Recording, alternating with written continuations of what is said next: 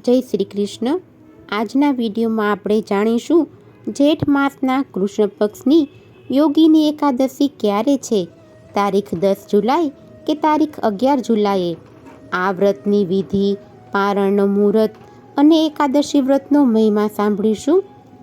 મંગલમ ભગવાન વિષ્ણુ મંગલમ ગરુડધ્વજ મંગલમ પુંડરીકાક્ષ મંગલાય તનો હરિ। બોલો મંગલ મૂર્તિ ભગવાન શ્રી હરિનારાયણની જય। આપણા હિન્દુ ધર્મમાં એકાદશી વ્રતનો ઘણો જ મહિમા છે। તેમાં પણ ખાસ કરીને જેઠ માસના કૃષ્ણ પક્ષની એકાદશી કે જેને યોગીની એકાદશી કહેવામાં આવે છે, તેનો મહિમા કંઈક અલગ જ છે। આપણા ઋષિમુનિઓએ પાપ, પુણ્ય, સ્વર્ગ, નર્ક આદિનો વિચાર કરીને મનુષ્યને સારા માર્ગે ચાલવા માટે, સારા કર્મ કરવા માટે વ્રત, જપ, તપ, ઉપવાસનું સૂચન કરેલું। તેમાં પણ એકાદશી વ્રતનો વિશેષ મહિમા છે।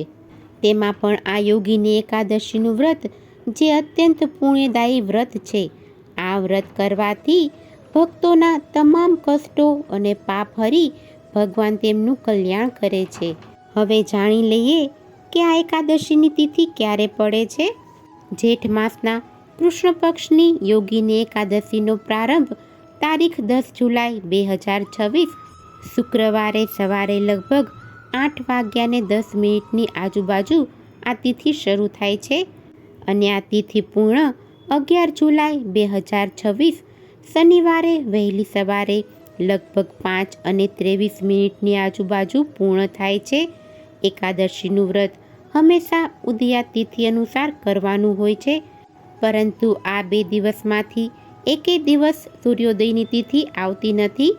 માટે 10 જુલાઈ 2026 કે જે સવારે સૂર્યોદય પછી એકાદશીની તિથિનો પ્રારંભ થાય છે, જેને સ્માર્ત એકાદશી કહેવાય છે। આ એકાદશીનું વ્રત સાંસારિક લોકો કરી શકે છે અને બીજા દિવસે જે એકાદશી થાય છે તે સૂર્યોદય પહેલાં આવે છે અને આ તિથિ પ્રમાણે જોઈએ તો આ એકાદશી બારસથી યુક્ત એકાદશી છે, જે વૈષ્ણવ એકાદશી કહેવાશે। આમ જોઈએ તો બંને દિવસ એકાદશીનું વ્રત કરી શકાય છે, પણ 11 જુલાઈના જે વૈષ્ણવ એકાદશી બારસથી યુક્ત એકાદશી છે તે અતિ શુભ મનાય છે। દ્વારકા અને ડાકોરમાં પણ 11 જુલાઈના રોજ જ એકાદશીનો ઉત્સવ મનાવવામાં આવશે। હવે જાણી લઈએ કે આ એકાદશી વ્રતના પારણ ક્યારે કરવાના। તો 10 જુલાઈ 2026ના એકાદશીનું વ્રત જે લોકો કરશે તેમણે 11 જુલાઈ 2026 બપોરે લગભગ 1 વાગ્યાથી લઈને 4:36 સુધી આ વ્રતના પારણ કરી શકશે। જે ભક્તો 11 જુલાઈ 2026 એટલે કે વૈષ્ણવ એકાદશીનું વ્રત કરશે તેમણે 12 જુલાઈ 2026 વહેલી સવારે 5:32 લઈને 8:18 આસપાસ એકાદશી વ્રતના પારણ કરી શકશે। આમ તો બંને દિવસ એકાદશીનું વ્રત એ શુભ ફળ આપનારું છે, પરંતુ બારસથી યુક્ત વૈષ્ણવ એકાદશીનું વ્રત ઉત્તમ છે। બંને દિવસમાંથી કોઈ પણ એકાદશીનું વ્રત કરી શકાય છે। એકાદશીના દિવસે ભગવાન વિષ્ણુની વિશેષ પૂજા કરવામાં આવે છે। જો તમારાથી વ્રત થઈ શકતું ના હોય તો તમે ફક્ત ભગવાનનું પૂજન અર્ચન કરી મંત્ર જાપ કરીને પણ એકાદશી કરી શકો છો। એકાદશીના વ્રત કરવા માટે દસમની રાત્રિએ જ હળવું ભોજન કરવું, સવારે વહેલા ઉઠી સ્નાનાદિથી પરવારી શુદ્ધ વસ્ત્ર ધારણ કરવા અને વ્રતનો સંકલ્પ કરવો।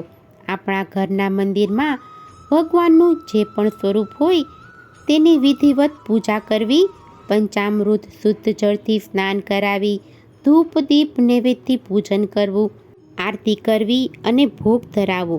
ભોગમાં તુલસીદળ અવશ્ય અર્પણ કરવા, તેમજ વ્રતની કથા વાર્તા સાંભળવી, આખો દિવસ કોઈની નિંદા કુથલી કરવી નહીં અને ભગવાનનું સ્મરણ કરવું। તેમજ આજના દિવસે પીપળાની પૂજા, ગાય માતાની પૂજા તેમજ તુલસી માતાની પૂજા કરી સવાર સાંજ દીપ દાન કરવું। યોગીની એકાદશી કે જેના નામ પરથી જ આપણે જાણી શકીએ કે આ એકાદશીમાં યોગ સાધનાનું ઘણું જ મહાત્મ્ય છે। આ એકાદશીનું વ્રત કરી યોગ સાધનામાં લીન રહી ભગવાનની સમીપ જઈ અને તેમને પ્રાર્થના કરી પૂજન કરીએ તો ભગવાન આપણા જન્મના પાપ અને કષ્ટો હરે છે. યોગ એ દૈવીય ગુણ છે જે જીવનને પ્રકાશિત કરે છે, જીવનને મહાન બનાવે છે. ભક્તિ કેમ કરવી તે યોગ સમજાવે છે. યોગ, વ્રત વગેરે જીવન જીવવાની હિંમત આપે છે. યોગ, વ્રત, તપ, ધ્યાન, ધારણ, સમાધિ વગેરે દૈવીય તત્વો છે. વ્રત વિના વિચારો વિકૃત થઈ જાય છે, જ્યારે યોગ દ્વારા જગત એ ભોગનો નહીં પણ ભક્તિનો વિષય લાગે છે. આમ વ્રત દ્વારા તપ કરવાનું છે, સાધના કરવાની છે. નિશ્ચિત કરેલા ધ્યેયની પ્રાપ્તિ માટે વ્રતધારીએ જે કંઈ સુખ દુઃખ સહન કરે છે તે વ્રત છે, તપ છે. જીવનમાં ધ્યેય હોય તો તપ આવે. વ્રતની માફક તપ પણ દેવી સંપત્તિનો જ ગુણ છે. ઉપાસના એટલે સાધના. સાધનાનું અંતિમ સોપાન સમાધિ છે. આ યોગની એક એવી ક્રિયા છે જેમાં યોગીને કે સાધકને મોક્ષ પૂર્વ સ્થિતિમાંથી પસાર થવું પડે છે.